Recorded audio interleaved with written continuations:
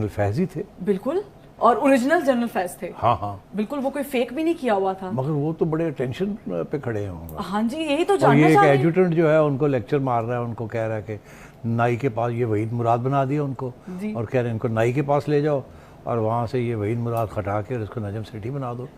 مطلب یہ وحید مراد تو آپ کو پتہ ہے وہ فلم ہیرو تھے, چاکلیٹ ہیرو تھے, مگر ان کا وہ چاکلیٹ ہیرو کا ایشو نہیں تھا. ان کے بال بڑے آگے ماتھے پہ گرتے تھے, بڑے ہیرو قسم کے بال تھے, ٹھیک ٹھاک تھے. تو اپن کے ہاتھ تھوڑا سا خالی ہے اوپر.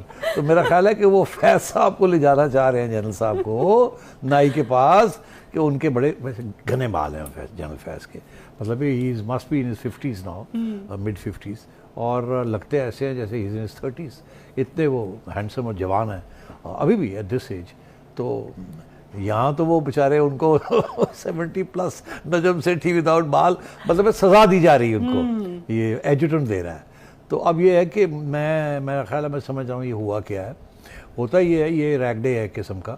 ہوتا یہ ہے کہ جیسے ہی کاکول میں پی ایم اے ہے نا, ملٹری اکیڈمی, جہاں بھی وہاں جب بھی وہاں کوئی کمانڈانٹ نیا آتا ہے تو ایک رواج ہے, رسم ہے کہ وہ کمانڈانٹ جو ہے اپنے کورس میٹس جو ہوتے ہیں پرانے زمانے میں جب وہ اکٹھے تھے پی ایم اے میں, تو ان کو دعوت دیتے ہیں کہ آئیے آ کے کھانا پینا. ان میں کوئی ریٹائرڈ لوگ بھی ہوتے ہیں, سرونگ بھی ہوتے ہیں, کوئی سینئر ہوتے ہیں, کوئی ایک جونیئر ہوتے ہیں, ڈپینڈ کرتا ہے کیسی ان کی پروموشنز ہوئی ہیں. تو عام طور پہ کمانڈنٹ جو ہے وہ میجر جنرل رینک کا ہوتا ہے. اور تو اس کا مطلب ہے کہ یہ اسی قسم کا موقع تھا.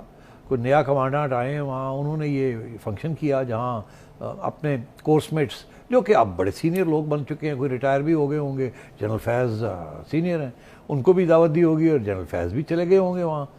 ظاہر ہے یہ آرمی کے اندر اس قسم کے شغل میلے بھی ہوتے ہیں وہاں, سارا وقت لڑائی جھگڑے تو نہیں ہوتے.